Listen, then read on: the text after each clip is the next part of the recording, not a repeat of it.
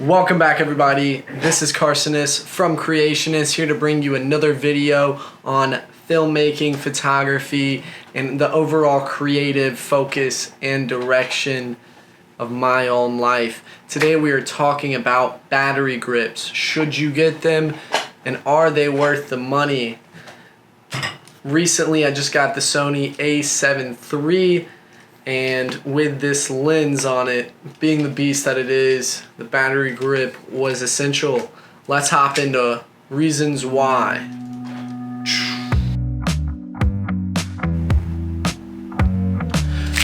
So the number one reason to get a battery grip is pretty self-explanatory. You are getting twice the life, and from my experience shooting weddings, I typically will go through at least one battery mid-reception, and I'm just trying to cut down on the time that I am doing so. As well, if you're throwing it on a gimbal, the battery grip lets you open it from the side instead of the bottom, so you can keep that bad boy nice and locked on. No more rebalancing, and that is a huge time saver. Also, if you are using a Sony camera and you get the provided micro USB cable, you can actually use your camera as a 2-battery dual charging solution. So another reason to get a battery grip. Let's hop over to number 2. The number 2 reason to get a dual battery grip is for the sheer purpose of smoother video. A heavier setup, I know, is not what everyone is looking for, but the heavier the setup, the smoother the footage is gonna be. That's just how it is. I mean, you're putting more resistance and your muscles are used to it. Maybe if you were just a small little kid, then yeah, these small little cameras would be quite enough resistance for you to be able to get smooth footage. But most of you are, above the age of 13, I would hope, and can actually handle, a larger camera. So I really suggest you get one for that sheer fact that you're gonna be getting smoother footage, because it's another point of contact, and the more points you have, the smoother the footage is going to look.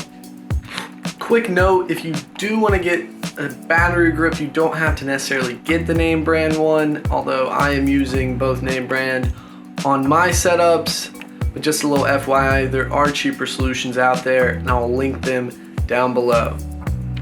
Now, I have had prior use to a battery grip besides my Sony. This is actually the second battery grip that I decided to get. I've been shooting with the 5D, which I am on right now. And for all of my vlogging, I have zero IBIS. If you don't know what IBIS is, that's just the electronic stabilization built into some of these mirrorless cameras. Helps a lot for smoothing out the video, although I don't have that on the Canon, and I still get good results just for the sheer weight and more contact points. Headed over to number 3. The number 3 reason to use a battery grip is for the future. And by that, I mean shooting vertical video. It's gonna become more of a trend as everything is moving on to cellular devices. So if you're creating content for yourself or for a client, they're gonna be looking for vertical video. It's something I've been trying out, and you should too. Just look at this. There's no way you could get that. Absolutely no way with just this top part. It's gonna sag. Anyway, that was my quick video on why you should get a battery grip if you're considering it. I think it's more useful as either a portrait photographer or a filmmaker, because the heavier the setup, the better. I will see you guys in the next one. This has been Carson from Creationist.